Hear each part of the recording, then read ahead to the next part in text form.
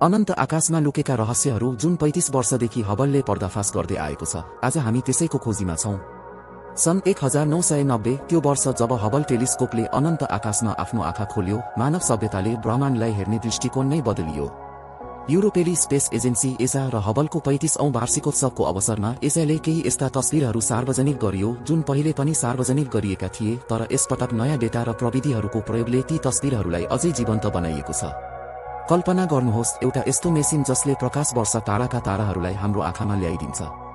यो वार्षिकोत्सव एउटा उत्सव मात्र नभएर विज्ञान र प्रविधिको अथक प्रयासको प्रतिफल पनि हो। नाङ्गो आँखाले देख्न नसकिने ब्रह्माण्डका कुनाहरूलाई हबलले देखाएको छ, जसले हामीलाई हाम्रो अस्तित्वको बारेमा सोच्न बाध्य बनाएको छ। यो ब्रह्माण्ड कति विशाल छ र हामी यसको तुलनामा कति सानो छौं भन्ने कुराको महसुस दिलाउँछ।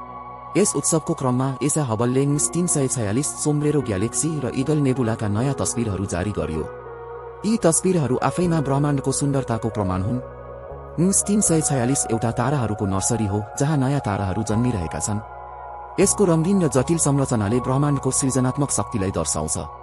सोम्ब्रेरो ग्यालेक्सी, जसको नाम मेक्सिकन टोपीबाट राखिएको हो, एउटा विशाल आकाशगङ्गा हो जसको केन्द्रमा एउटा ठूलो ब्ल्याक होल रहेको अनुमान गरिएको छ।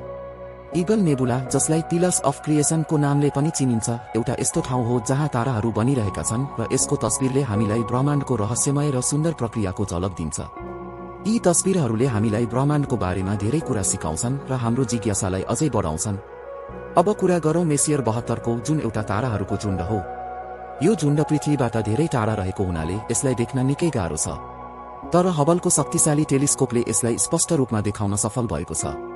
मेसियर 72 मा रहेका ताराहरू करोडौं वर्ष पुराना छन् र यिनीहरूले ब्रह्माण्डको इतिहासको बारेमा धेरै कुरा बताउन सक्छन्।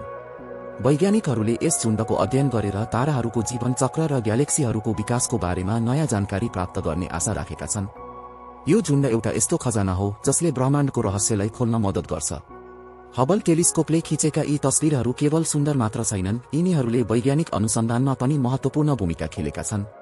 वैज्ञानिकहरूले यी तस्बिरहरूको अध्ययन गरेर ब्रह्माण्डको उमेर, यसको विस्तारको गति र ग्यालेक्सीहरूको संरचनाको बारेमा धेरै कुरा थाहा पाएका छन्।